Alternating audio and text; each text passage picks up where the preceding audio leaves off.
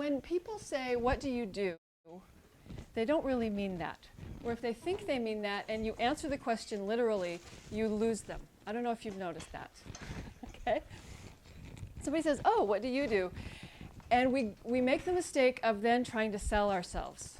Oh, what I do is coaching, or what I do is massage, or what I do is, this kind of healing or that kind of modality.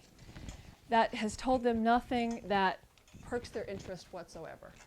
So I'm suggesting that we save that part for when we already have their attention. And they say, oh, really? Tell me more. And then you can get to the what and the how, because you've got their attention and there's some sort of connection that's happened. But how do we make that connection happen? The trick is, if you realize that people are not looking to buy you, it really has very little to do with you. So you don't have to get all attached to fear of rejection and fear of the outcome and all that kind of stuff, because they're not buying you, right? So what if that was a relief? What if it's just as simple as, hey, this is what I offer, and this is who it's for, and this is the challenge that it solves. And if it's like, oh, that sounds like me, then we have something to talk about. If it's like, oh, well, that sounds like somebody else I know, then there's a possibility there.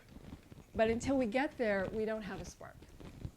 Okay? So the trick is not to define your business by what you do. Just scratch that out, because that's what I hear most often when we do our intros.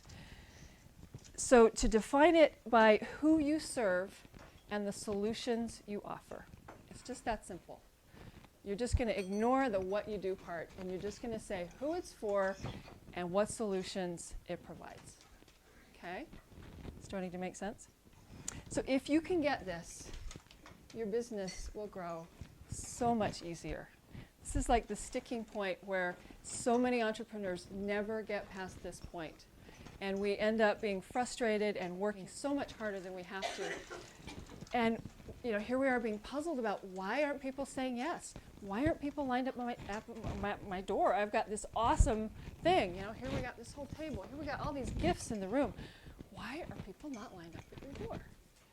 Because they haven't gotten what you can do for them yet. Okay? So here's some examples.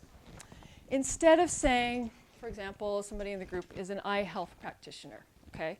So instead of saying, I'm an eye health practitioner, you could say something like, I use cutting-edge technology to find and correct imbalances in the body before they turn into diseases. Okay? How does that strike you? Does that sound like something that might interest you? You might want to hear more about? Like, ooh, well, I would want to know if I have anything turning into a disease, and I'd want to correct that before it turns into a disease, right?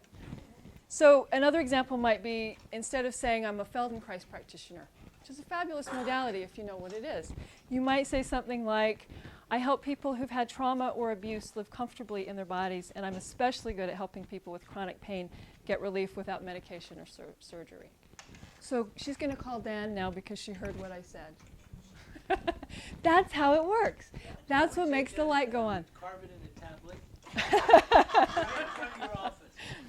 tablet. And I want each of you to walk out of the room with one of those today, so that you got it. And when you say it, people say, that's me, or that's somebody I know, right?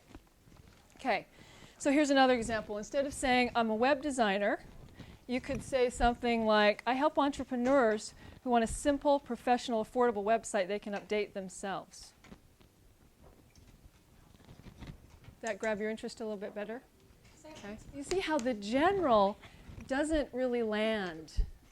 Okay, and so that's what we tend to do a lot of. We talk about our modality, we give the big brushstroke. And I think that comes from a little bit of a fear of not wanting to narrow our audience too much. It's like, well, my ideal clients are anybody that's willing to give me money for my service.